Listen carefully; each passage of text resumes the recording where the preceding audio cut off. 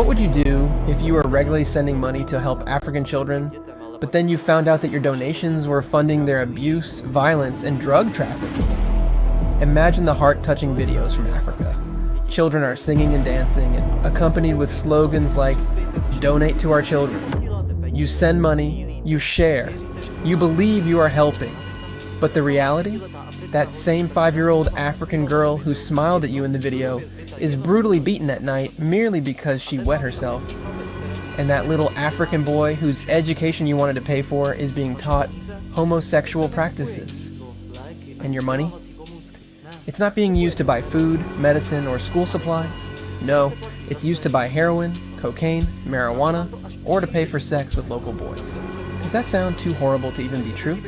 Then watch this video all the way through. Because it won't be me speaking here. It will be the people who experienced it firsthand. People who became victims of one of the biggest scams I've ever heard of. A scam so disgusting that it makes your stomach turn. This scam is called Czech-Slovakia-Africa. And the perpetrator of this scam, according to eyewitnesses, is Jacub Jahl, a man who for years posed as a savior of African children and created the image of a humanitarian worker on social media. Today, this man presents himself as an anti-cult fighter and accuses other groups and organizations of things that, according to many witness testimonies, he himself is guilty of. And that's why the time has come for the mask to fall, and for us to see who is who. Volunteers who went to Africa to help, sponsors who funded the alleged mission in good faith, and even Africans themselves speak clearly. Jacub Jahl is a dangerous manipulator, abuser, psychopath, and fraudster who physically beat children, sexually abused them, attacked locals with a knife, behaved aggressively, used drugs, and suffers from serious psychological problems. And today, we will listen to these testimonies. Jacub Sobek, or Jacub Jahl, the guy himself doesn't even know who he is. Because this guy is a huge manipulator, a bastard, and a liar, an unbelievable liar.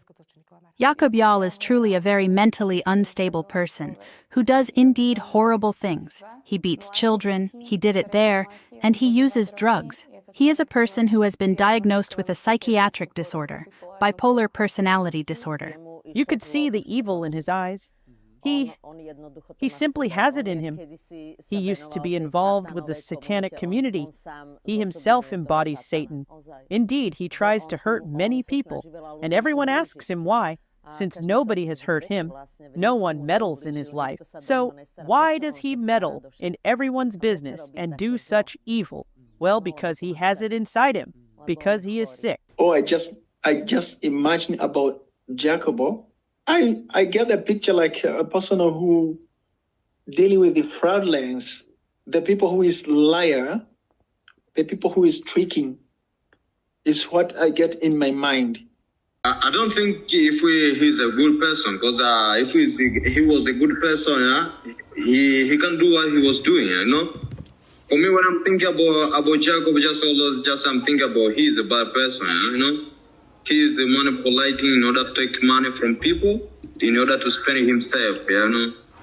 Yeah. But not for helping kids, yeah. So I'm not appreciate that, because just he was not doing good, yeah.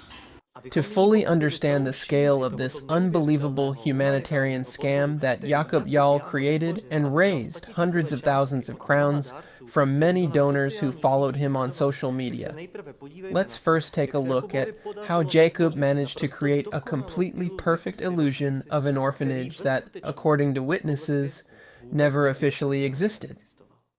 She had always dreamed of going to Africa to help. At first, she wanted to go through some Salesians and so on, but then she came across something somewhere in the Czech Republic that looked like they had their own orphanage, some Mr. Jacub Jahl, and he was looking for volunteers over Christmas. So Tanečka signed up, went there packed with suitcases, all happy. They arrived, and there was a big orphanage, a huge complex. She sent us various videos and photos. So it looked like the guys were really capable, that they actually cared about the African children. Everything was great until the first problems arose. And that was because my daughter is kind of a rebel and became friends with some of the teachers there. And in the end, it turned out, confirmed even with Joseph, that the orphanage didn't actually operate at all. When I found out that the project he had been promoting, by then it had already been 2 years, was not a real project as it was supposed to be, and that those children didn't even live there. It was simply a community center where kids would just gather and play. And Jahl knew it. We couldn't. We had no way of knowing it wasn't what it claimed to be, that children just normally gathered and played like that. Because it was a big fenced-in center. There were even beds set up. Everything was staged. And one night we went there and found out that no children actually slept there. That's when we realized that this wasn't a real orphanage, not the way it should be. And back then, I believed him. That he didn't know, that the whole orphanage thing was a scam. That wasn't an orphanage like it was supposed to be, and in fact, he had over 100 people sending him around 1,000 crowns a month as part of a distance adoption program, and in return he would send them photos. But, I didn't get it at the time. I was only there for a month. But over time, we started to understand how it really was, and that Jahl was in on it from the very beginning, and he had been coordinating with the person in charge of the orphanage, a Tanzanian man named Ramadan. So when a sponsor sent 1,000 crowns to Jahl's account, he would maybe send 50 crowns to that man. And in return, from 100 children, he would take pictures for him. Just grabbing kids off the street, because for a lollipop or some candy, a child will pose however you want. And the money was left to him. But for example, I saw when we arrived at the orphanage, he didn't care about the children at all. He had no regard for them. He simply wasn't kind or nice towards the kids. He only saw money in all of it. He just needed to film some videos with children to get money from people. Because having adorable African kids in a video who are hungry and asking for food, that touches every good person's heart. And he knew how to exploit that enormously, but he simply had no feeling for those children. He wasn't doing it selflessly. He was only doing it with the goal of getting money from people, so he could have something to live on. But, for example, he wanted to make decisions for me about the material aid I had brought, about what would be done with it. He didn't want to give it to the people. And at first, I didn't understand. Like, I had brought 2 full suitcases of material aid I had collected back home from my friends. Everyone contributed something. And he was like, just leave this here. They had a room where they kept all the stuff people had sent them, and I think he was trading with it. He wasn't giving it out to people selflessly. So I didn't get it. How come I brought 2 full suitcases and I'm not allowed to give it to the people? Every day I still packed a full backpack, and when we went to visit someone, I gave it out, even though he told me not to give them everything. Why shouldn't I?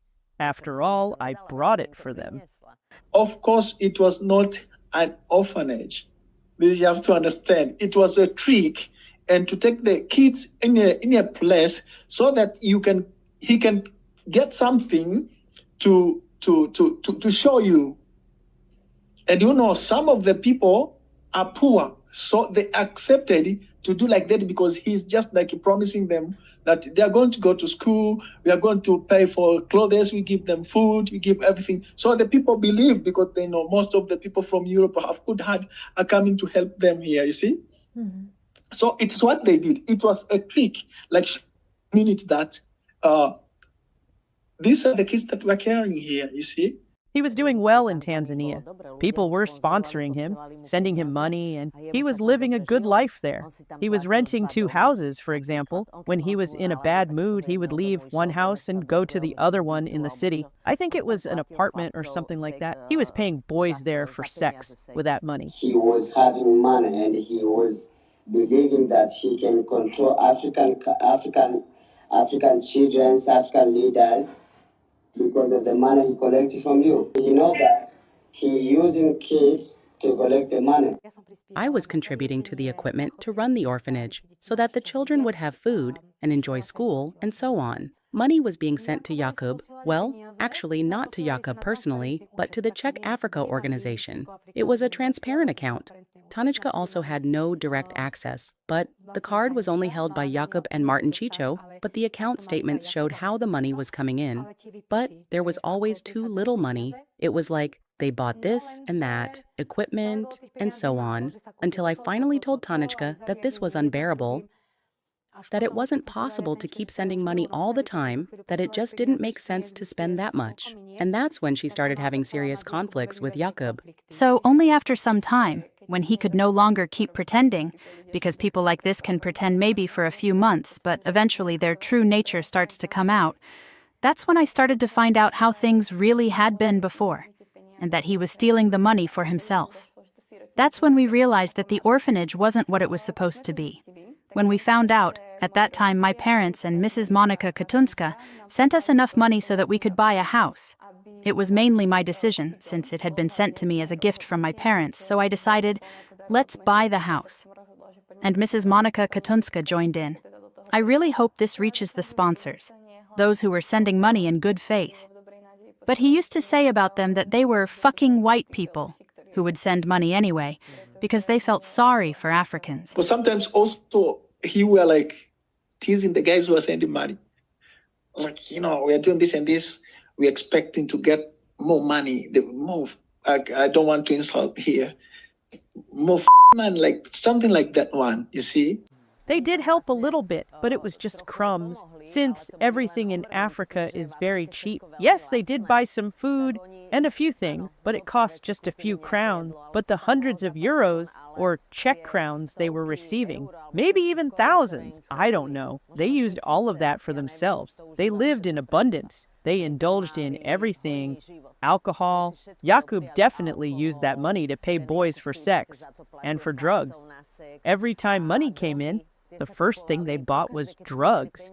That was the priority. They were always high, every evening with some kind of leaves or whatever. They don't have a passion to helping kids, but they was need only to spend the money for the kids, I know, who was buying drugs on the street, And with what has just been said by the witnesses, we are now coming to a subject that I personally find so repulsive that I didn't even want to believe it at first. The fact that Jacub Jahl publicly called on people via social media to send financial donations to an orphanage that never officially existed is itself a disgusting scam. But what happened next with that money goes beyond all boundaries of humanity.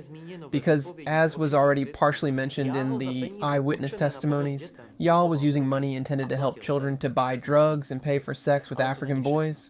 But that's not all. The absolute worst part is how Jacub treated the children themselves. According to the testimony you're about to hear, he physically abused them, he taught them homosexuality, he beat them, he humiliated them, and he destroyed their souls. And I can tell you, quite frankly, when I began uncovering these disgusting details about Jahl's mission, I had no idea that I would uncover such a horrifying abyss of evil. In fact, I had no idea that a man could actually sink this low.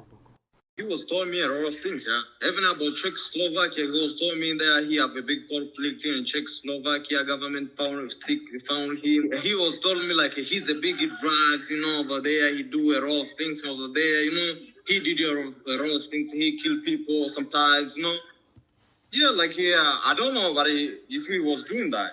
Yeah, he told me that, but I just haven't. At the end of the time, just haven't believed if he was doing that. So,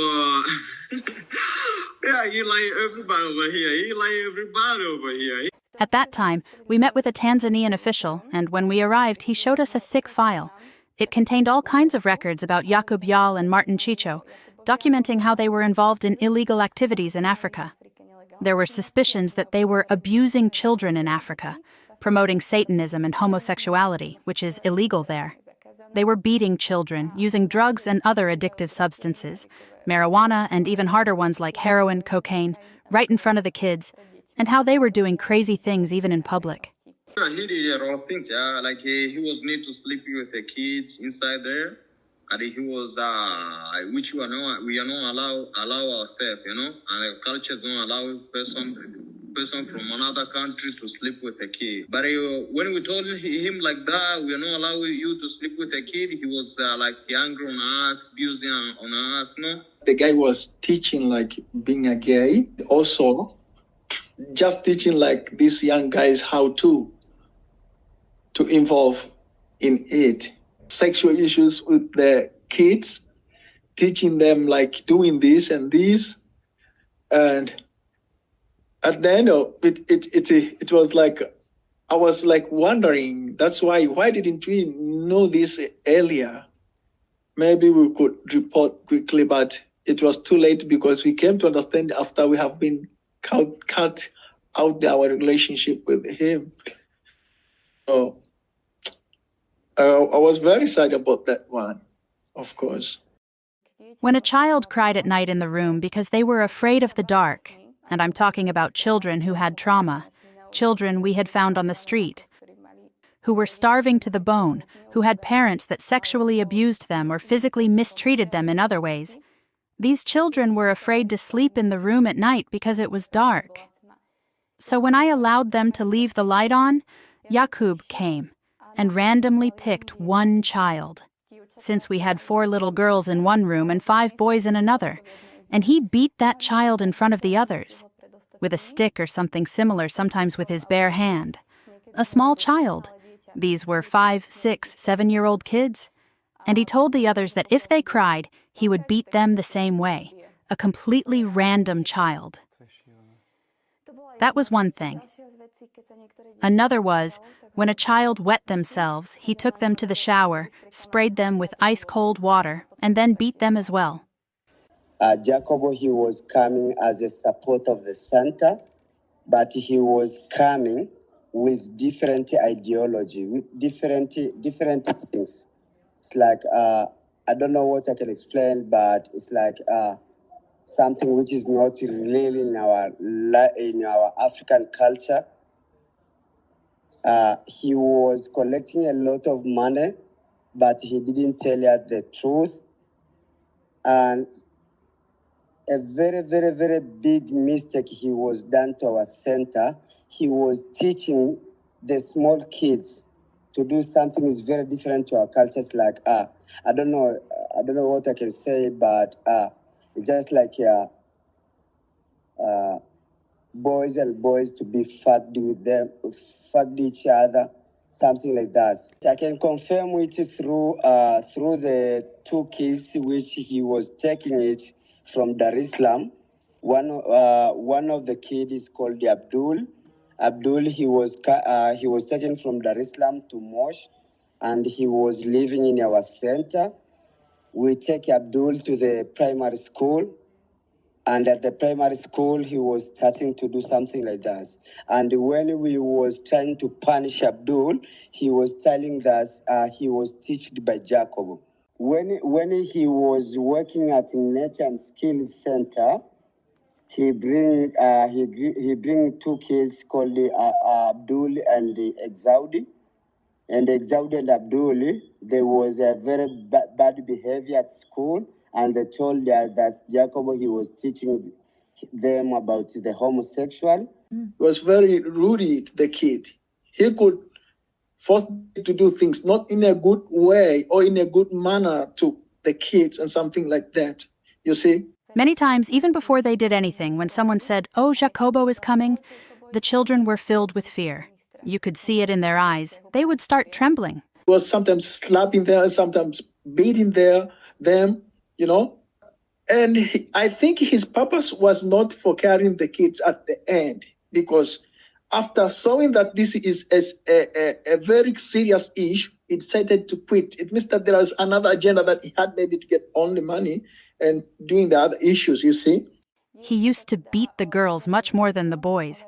And maybe that came from some kind of hatred he had, even towards little girls, 5 or 6-year-olds whom he beat really brutally. Probably because his mother didn't give him enough love when he was little, and she kept going through men. He laughed about it. He used that money to buy those African boys for himself. That's why he was renting the house where we were staying, supposedly as a community, as a mission. And then he also rented another place in the city center, in Moshi, where he would go to enjoy himself. When he wasn't in the mood to deal with us, he would leave and sometimes be gone for 2 days. One day, Jacub, he came over a lot of money, and he wanted us, me and Ramadan Jah, to support a homosexuality. Nevertheless, he didn't give us that money. That's why he escaped and destroyed our center. That is what I can explain. Jacub, he was paying some adult youth to do something like that with him. He was paying some adult peoples to do homosexuals with him. Jacob, he was paying adult guys to do a homosexual with him. I know that's because he was trying to chase them through by buying some drugs. Why don't you understand that Jacob, he have a lot of money? Well, that he was collecting a lot of money. He was coming to our country. He was abusing a lot of things. He was teaching our kids to do many things bad. He was abusing some elders guys to do something like that. But the only thing you should understand that Jacob, he was coming with the money, and money the problem to our country.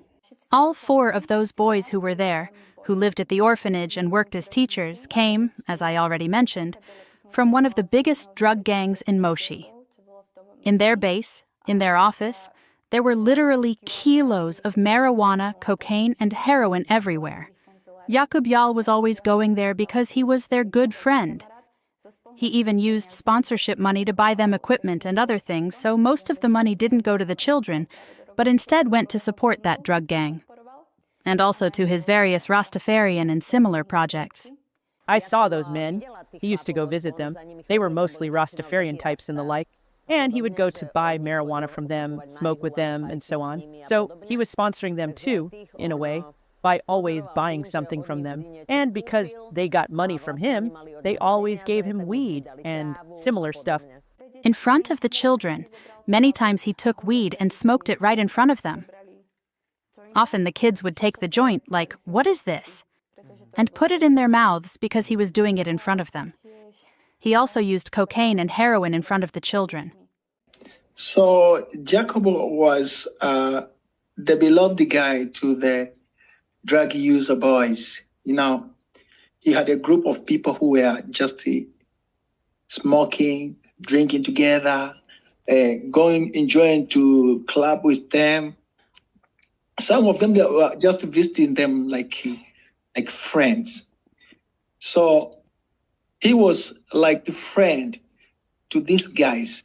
The first group was in Majengo, where they were first staying there. And they had a lot of guys. Even the guys were asking about them when they were not there. But later they came to know because they remember what they were getting from these guys when we were here. So they were smoking marijuana and a lot of things, buying for them. So the guy were like, "Oh, when you see this guy in Mzungu, we are going to get something to drink today. We're going to get something to smoke, weed and something like that." But also there is another guys. There is a group called the Malengwa boys. It is at Kalololeni. It is a group of guys. Also, they were using just in a pub, smoking a lot. They also, a bad thing, they were taking them to the place where they had the kids. You see? So they were taking them there, and some of them, it reached to the extent that they were sleeping in the same place where it is an orphanage. They smoke together, they drink, and some of them will remain there and sleep there as their friend, like a group. And it is not one person, there were a lot of them. So this guy was very connected to these guys, and they were using drugs together. What I also heard was that Jacub tried to rape 2 African men, and one of them was actually a teacher who was already there at the time I was. He himself said that Jacub tried to rape him. And this Joseph was supposedly the second person Jacub was interested in. So he allegedly also tried to abuse him in some way. I met Joseph at the mission. He was helping them because he translated into Swahili. So every day he would come to the house. He lived somewhere else. He had his own life, but whenever needed, he would come and help translate. That's how I met him. He was a very good person, helpful, respectful. He spoke English, worked as a guide, and we naturally became friends. But because I lived in the same house with them, I learned from Jacub that he liked Joseph, that he wanted to get him into bed. For sex, I don't know. But when I was leaving the mission, I think it was the second to last day, Josef kissed me goodbye. And that evening, I told the guys, well, Jacub, you can forget it because Josef isn't into men. He said he likes me. He's into women. After that, Jacub stopped talking to me. He got offended, went to the other house, didn't even say goodbye. Later, he started attacking me. Because when I came back to Slovakia, I gave an interview. I think it was for Slovak radio. And they always wanted me to promote them and mention them in interviews and such. But since I already knew what was really going on there and how the money was being handled, that it wasn't okay at all, I deliberately didn't mention their names because I knew that wasn't the right kind of mission. So after that, he started attacking me through messages. He said I had promised to raise money for electricity at the orphanage, but he was already receiving money and barely helping there at all. He was using that money for himself, and yet he wanted me to organize a fundraiser for electricity. My friend, he's one of my friends, because it's him who was sleeping with him there inside. And he was trying to treat him, can we sleep together? I have a lot of promises. Up to sometimes he was giving him some money, He was giving my friend money, in order to do what she's like. But my friend was trying to ignore him, I think he was forcing him much in order to fight him. And he was, after midnight, my friend, midnight, he was being out. He was wanting to go to sleep another place, But we talked it, we saw with something like that, yeah. So he was doing a lot of things which are shit. A lot of things just I can't talk about. They was sleeping inside together. So here you see what people who experienced Jacub's mission firsthand have to say. While donors were regularly sending money to Jacub's account, believing they were helping to create a safe home for children, Jacub Jahl was living a completely different life. The humanitarian worker from social media was, in reality, a violent abuser and a predator. A hyena feeding on defenseless children, because those children trusted Jacub, and he exploited their vulnerability and trust in the most repulsive way. And he also exploited the trust of the donors who sent him money. And this is hyenism of the highest caliber. Imagine a child who has lost their parents. They've been through hell. They barely have anything to eat. They're living in horrific conditions, and then someone comes along promising to save them, but instead ends up destroying them even more. And throughout all this, that person keeps posting status updates, taking selfies, sharing emotional videos, asking for more money, begging people to donate for his children. But in reality, they were never his children. No, they were his victims. And it didn't stop with the children. Jacub Jahl's victims also include people like Tatiana, her mother, Monica, and other sponsors, volunteers, and local Africans. These victims speak about how Jacub physically attacked Tatiana, and he threatened her mother, who had already sent hundreds of thousands of crowns to Jacub's mission, that if she didn't send more money, he would sell her daughter to Africans for sex. Moreover, in Tanzania, Jacub attacked locals with a knife. He yelled. He was aggressive. And when he had made enemies absolutely everywhere, Jacub had no choice but to flee Tanzania. And according to witnesses, he can no longer return there. And do you know what Jacub did after fleeing Tanzania? He did exactly what any psychopath does. He turned all the dirt against other people. On social media, he suddenly started presenting himself as the victim, as a poor guy who was supposedly robbed by Africans, as a man who had his orphanage stolen from him, and then he began destroying the lives of those who knew the truth. He slandered Tatiana, Monica, and others on social media in the most repulsive ways. He made up his own fake reality about the entire mission in Africa. He lied constantly. He sent threatening messages. He attacked people online. He turned others against Monica and Tatiana. He smeared honest sponsors and volunteers, people who, unlike him, didn't go to Africa to use drugs and abuse children, but went there to genuinely help. And Jacub Jahl is still doing all of this, just in a different disguise. He's no longer a humanitarian activist. Now he's a so-called expert on cults, spreading hatred, lies, and smearing organizations, associations, schools, and groups that, unlike him, actually help people, who actually do something for children, for people, and for our world. But we'll get to that. For now, listen to the testimonies of those who describe how Jacub destroyed their lives and how he reacted when his lies were exposed. Many times when I stood up for the children, Jahl would roughly push me away or attack me. So yes, me too. I often had a bruise here on my arm. Suddenly, did Jacob also physically attack your brother? Yes, with a knife. With a knife, yes. With a knife. With a knife. When my younger brother went there, Jacobo was furious, speaking with a loud voice, and he forgot everything that my younger brother did, I did for him. It was like, now, I don't, just like the one like fighting with knife. He was catching a knife, he was trying to attack one of my friends, But I just, he was smoking weed, I hope. He was so high, so he was trying to attack my friend by using knife, So he was really aggressive to me because myself, I'm not, I can say that I'm educated, but somehow I understand things in this one. So he was really aggressive to me because I was knowing some of the things which is wrong, like collecting money from his government, and he's spending a small money to the kids. I don't know what I can explain, but he's really aggressive to me. Here just we don't need hitting anybody. He was taking people sometimes he was taking people like a dog, I hope. No. A city senator helped us, but I remember at the time, he asked how things would be settled. And he looked at me and said to Jahl, well then I want her. And he really meant it. And Jacub said, all right, then you can have her. I said, wait, he's not joking. But Jacub said, don't worry, he is joking. In the end, everything was sorted out. But one day when I was there, alone, I should add, that senator came into the house with 2 men and told me I had 5 minutes to pack my things. At that time, Jacub and the children were on a trip. They returned just a few minutes after they had stormed into the house. And I said, now what? Jacub dialed and called my mom. He told her she had 2 days to send 1,000 euros, or else he would give me to the Africans. He said his word was final, and he took my phone for 2 days.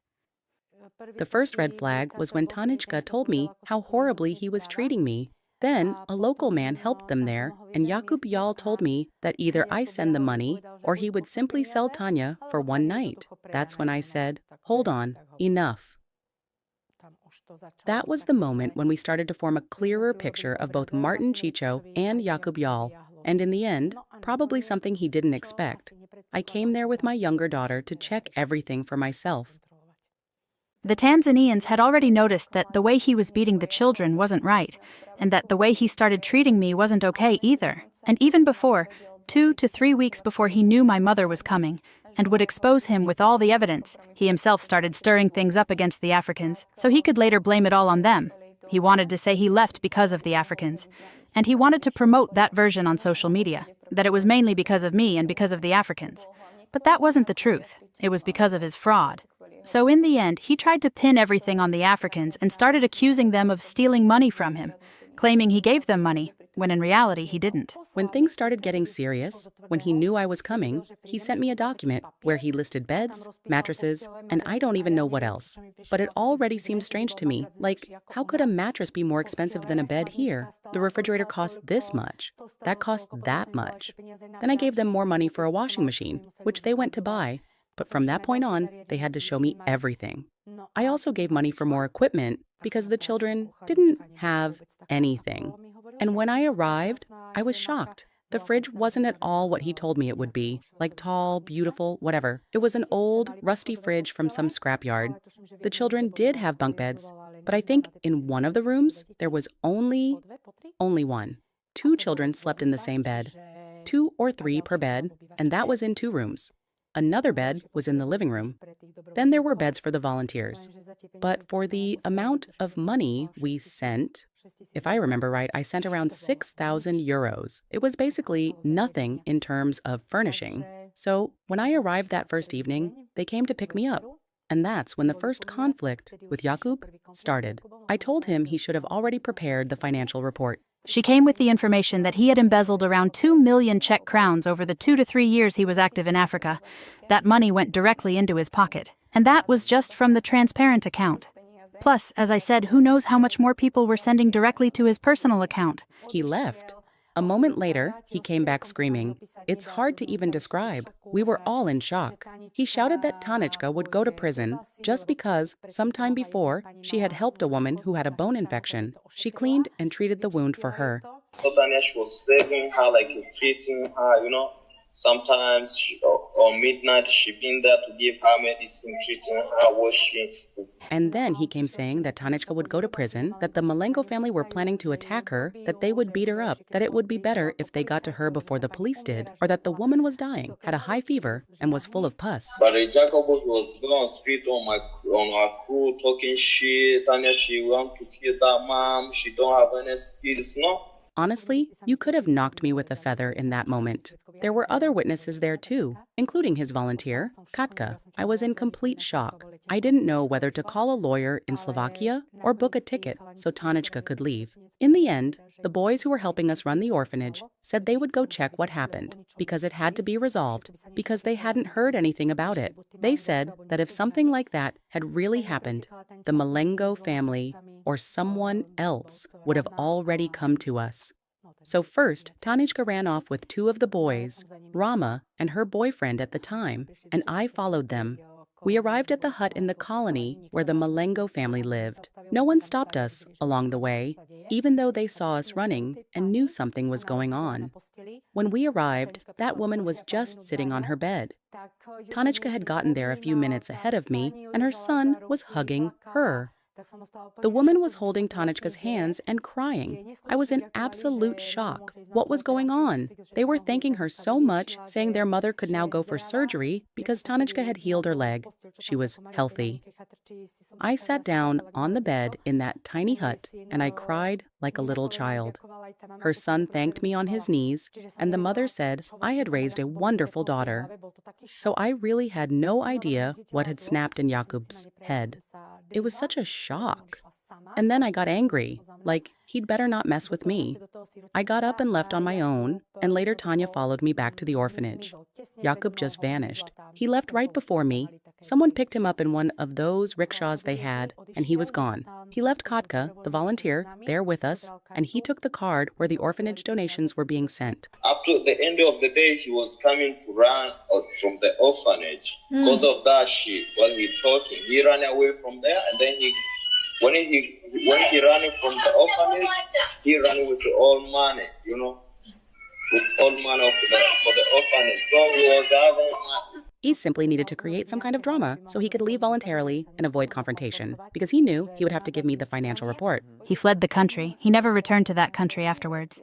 I think he even recorded videos and started writing a book, saying that Tanička is a liar, that we stole the orphanage from him, and I don't know what other nonsense. Meanwhile, he didn't put a single cent into it and didn't buy anything. He downloaded some photo, like a white woman with 6 Africans, used my face and started spreading those things like I'm a thief and similar memes. And I should mention, even his mother was sharing those. So at least now we know who he probably inherited his mental state from. She commented under all my posts, under all my comments on Facebook, even under my regular photos, like just from a trip to Africa. So really everywhere. Then people from his cult started messaging me, saying I was a thief, claiming they had personal experiences with me. What experience? They had never seen me in real life. He really had a lot of devoted followers from that Satan's community of his. The attacks started through Facebook and other social media. They made up lies about me, that I organized a fake fundraiser, that I took money from people and used it to enjoy a vacation in Africa with Joseph. And that started spreading across social media like wildfire. It spread at an incredible speed. People started attacking me, insulting me, spreading rumors about me. I was under huge pressure from all sides, by people I had never seen or met in my life. And I didn't know how to defend myself, so I started posting videos from Africa as my way of defending myself. They even made up stories that I was attacking them, that Joseph and I went to their house with torches, trying to set it on fire, and when that was posted on Facebook or wherever it was, we were literally lying in bed in our hotel room, just having a normal, quiet evening. They made up outrageous stories about us, and the whole thing started when he made up a lie about me, that I had organized a fake fundraiser, kept the money, and was enjoying a vacation in Zanzibar with Joseph. Total nonsense. I never organized any fundraisers. I only have one bank account. It could all be proven, but trying to fight him on social media when I have no followers and he has many, it was impossible. What he did to me was truly extreme hell. Thankfully, I managed to get through it. I have to say, at least in this, I was a bit mentally stronger compared to others. Because he's a psychopath, he can make up anything he wants about someone. He can seriously hurt people through social media. People believe anything he says. He has a convincing way of speaking. He's a good speaker. He knows how to sell a story, but at the same time, he's a psychopath. He knows exactly what he's doing, what he wants to achieve. He is a massive manipulator. If Jacub feels so offended and thinks he's some kind of savior who only does good things, then why does he have a problem reaching out to us? Why can't he just answer questions and face confrontation on camera? I don't need to ask questions. His conversations are enough for me, what he and Martin Chicho wrote to me. I have no problem with that. I took screenshots of it all, because I know manipulative psychopaths like this very well. They blocked me right away, but I still have the screenshots, including all the communication. So I have no issue with it. What I do have a problem with is him hiding behind a camera, throwing garbage into the public space, pretending to be a victim or whatever. But if you have something against Monica, against my daughter, against me, there were more volunteers there too, then show up and let's record it.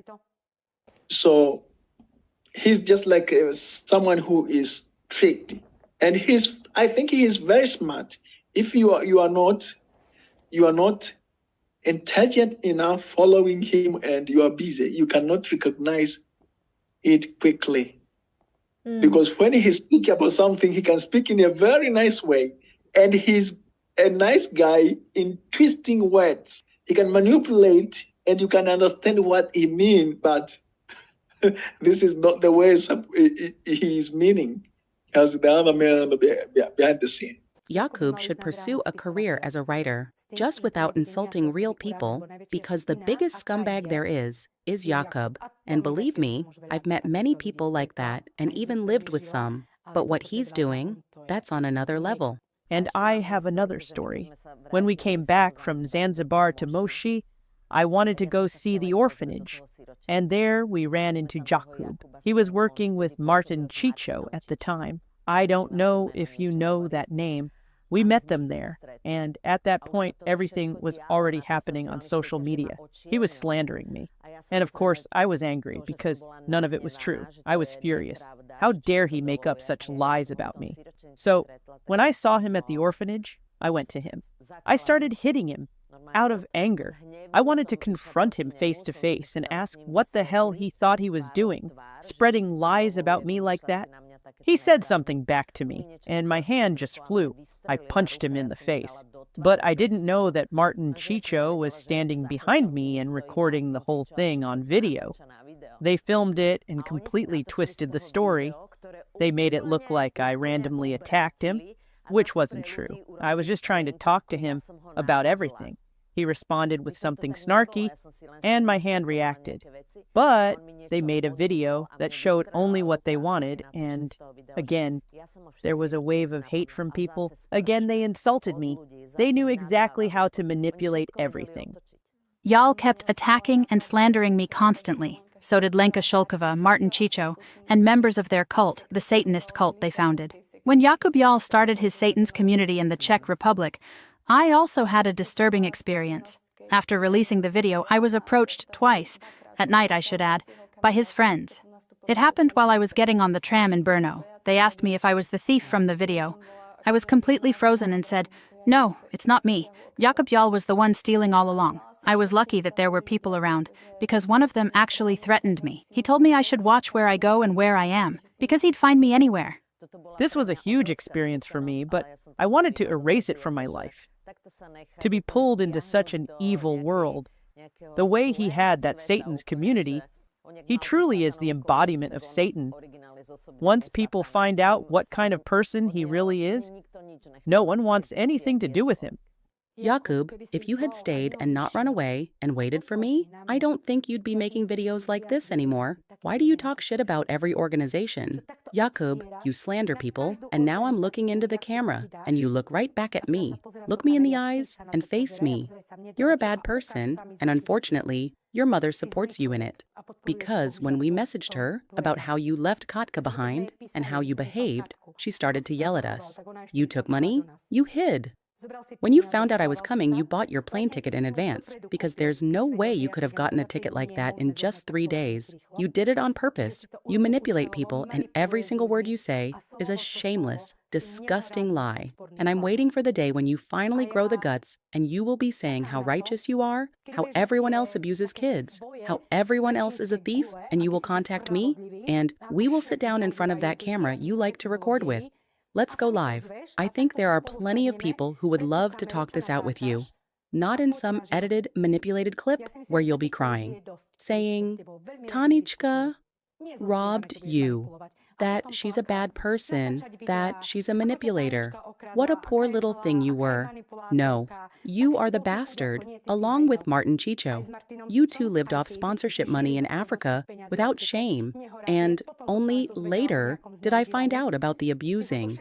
If I had known everything back then, Jacub, you didn't have to run away. You could have stayed at that orphanage. Are you really scared of one woman? That's my message to you, if you ever hear this, because you blocked me everywhere. I couldn't even leave a comment anywhere. So, everything you've just heard, these are the testimonies of people who had personal experience with Jacub. People who invested not only their money, but also their hearts into helping children in Africa. And how did Jacub thank them? He publicly portrayed them as thieves. He wrote a book full of lies and nonsense. He made himself out to be a poor victim who was robbed by volunteers and local Africans. And that is exactly how every sociopath behaves. They throw their own dirt onto others. They project their own crimes onto innocent people and organizations. So, Jacub, listen carefully.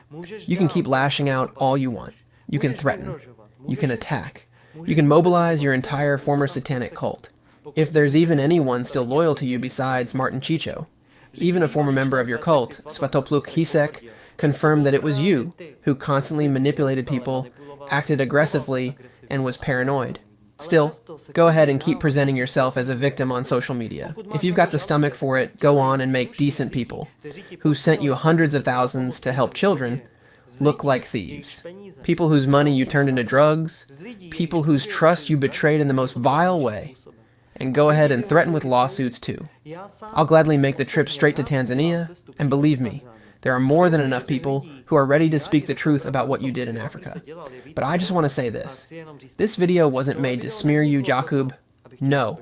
It's you who has been smearing a huge number of people for a long time, including me and my girlfriend. And this video was created because I wanted to know who I was dealing with. I wanted to know who it was that invents disgusting and depraved stories and spreads hatred wherever he can.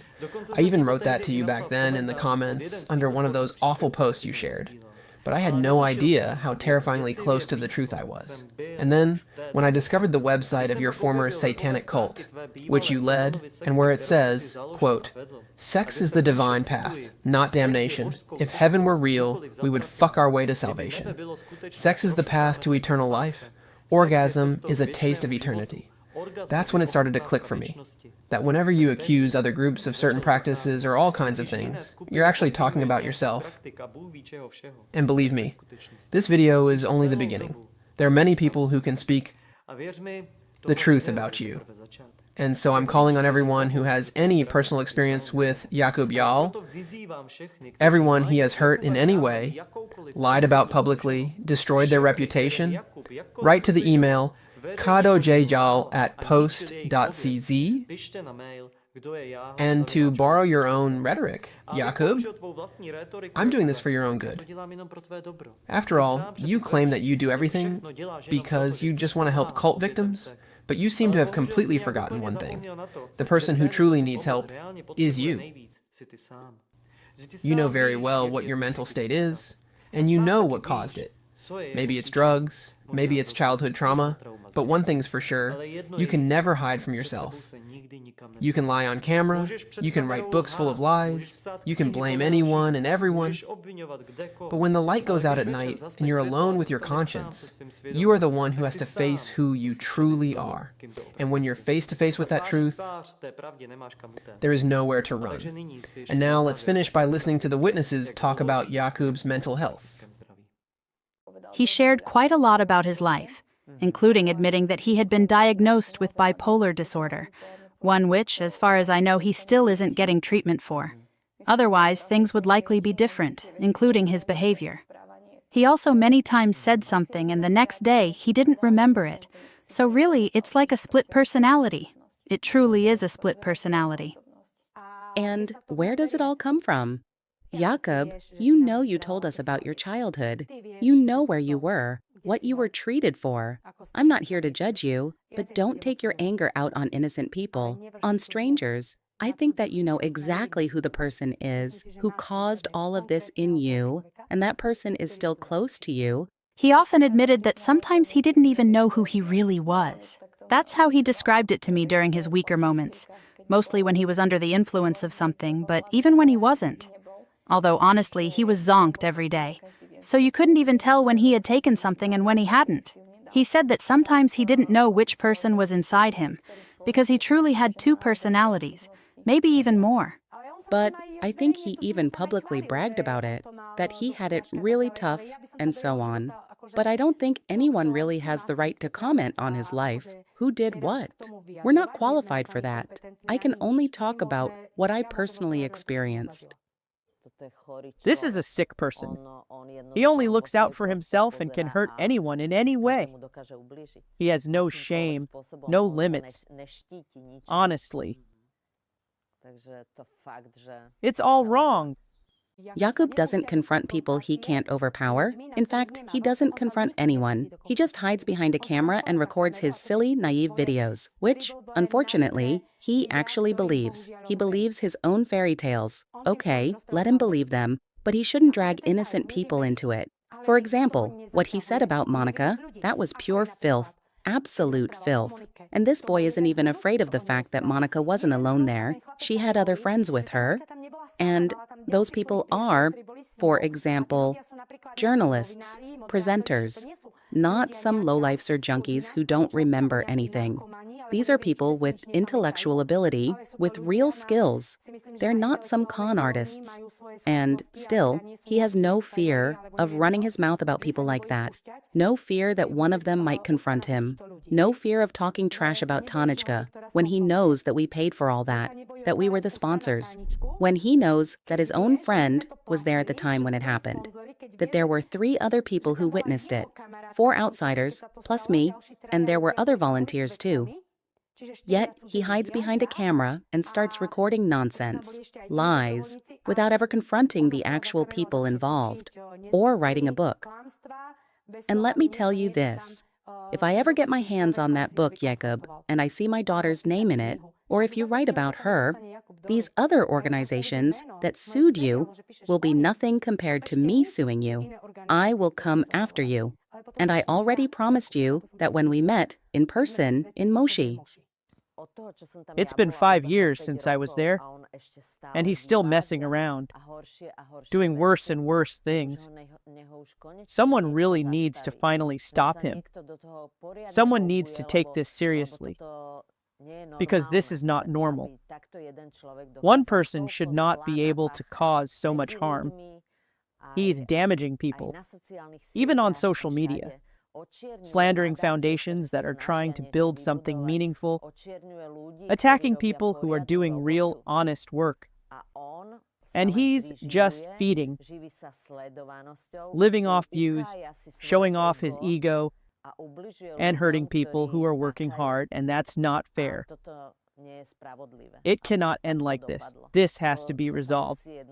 And someone has to take real action and finally stop him from continuing to do harm. What makes me sad is that this person doesn't actually want to help. He only wants to do harm. And that's exactly why most organizations that truly help people, like Alatra or Chance for Children, who genuinely help kids, end up being targeted by him. He needs to build his name by attacking them, because he knows that he lives off people watching him. So, Jacub, you have a guilty conscience. Because when you couldn't attack one group, you started attacking others, as I occasionally see in your videos, other organizations, things that you've never been able to truly help children, because all you care about is yourself. Yes, go to the person who caused this to you when you were a child and deal with it, but don't compensate by throwing dirt on the whole world, insulting and slandering people with your crazy fantasies. You have a problem facing me face to face. So here's my invitation. Come, I'll even pay for your travel. I hear you're slandering some organization that actually takes care of children. So what's your problem with looking the board members of that organization in the eye? I heard you made a video about some young woman accusing her of having sex orgies. Can you say that to her face? Can you talk it through with her directly? Because if you ever said something like that about my daughter, you wouldn't have the courage to stand in front of a camera. Because I'm not sure you'd stand there with a clear conscience. One day, it will catch up with you, because one day someone will confront you. And so with this, we close this documentary about the true face of Jacub Jahl. This story isn't really just about one person. It's a perfect example that the anti-cult and anti-sectarian ideology Jacub promotes only attracts freaks and psychopaths who take pleasure in destroying other people's lives. Because when we look at the work of anti-cult activists on an international level, we find one lunatic next to another. For example, in Ukraine, there's Irina Kremenovska, a sadist who tortured animals and later made herself out to be a cult expert. She is now facing criminal prosecution, and Jacub Jahl repeatedly references the work of this anti-cult fanatic in his videos. Then in America, there are well-known anti-cultists like Stephen Hassan and Rick Allen Ross, who are associated with so-called deprogramming, a sadistic method where people labeled as cult members are subjected to psychological, physical, and even sexual violence, supposedly to liberate them from their alleged cult beliefs in this perverse way, and they have been prosecuted for these violent methods of deprogramming, and yet they publicly claimed they were helping cult victims. So by raping people, they were supposedly helping them? And what about you, Jacub? Is that why you created your website, to help cult victims? Does it mean that just like you helped children in Africa by abusing and beating them according to witnesses, you now want to help the people you call cult members in the same way and charge people money to do it? And what about Alexander Dworkin, this main Russian ideologue who created his own totalitarian cult? Doesn't he inspire you, Jacub? Is it really just a coincidence that his main ideological book, Sectology, has the exact same name as your social media profiles? Does that mean you're part of his network or not? Are you connected to a madman who has several psychiatric evaluations and, according to testimony, abused his students, even forcing them to eat feces? So, how is it, really? Hard to say. Maybe everything Jacub spreads on the internet is just a product of his twisted imagination. But whatever the case may be, this documentary is proof that the person who presents himself as a fighter against manipulation and cults is, in reality, the greatest manipulator of them all. And so, next time you come across another piece of Jacub Jahl's content, remember what, according to the testimonies of volunteers, sponsors, and local Africans, he actually did himself. And if you've watched this far, please share this video further. Spread this information in every way possible, because it truly matters. The only reason I make all my videos is because I believe we can live in a better world. Because I understand the times we're living in, and I've taken responsibility for it. I can't just stand by and watch as our world hurtles somewhere. Who knows where? I stand by the belief that each of us is a creator of reality, and each of us decides what our future will look like. History teaches us that the greatest evil in the world was caused by indifference, and that's exactly why I support the Alatra movement. because it brings together a huge number of people around the world who care about where we're heading, who wants a world worth living in for themselves and future generations, and who are actually doing something to make it happen. The scientists of the Allatra movement have long been offering humanity real, scientifically based solutions. They're not doing it for profit, not for fame. They do it because they genuinely care about our future. And that's why I do what I do. And regardless of all the lies and slander that Jacub Jahl can fabricate in his twisted imagination, I will keep doing it. Because unlike Jacub, I can look myself in the eye with a clear conscience. And you know it, Jacub, that almost 2 years ago, when you started spreading your delusions about Allatra, I invited you to sit down and record an interview together, to calmly talk about everything. I was genuinely interested in what drives you to make up such outrageous filth. But you refused my invitation, and my intention was never to harm you. It's you who has been harming many people for a very long time. And I just started to wonder why you're doing it. And as I already said earlier in this video, not even in my worst nightmare did I imagine what I would eventually find out.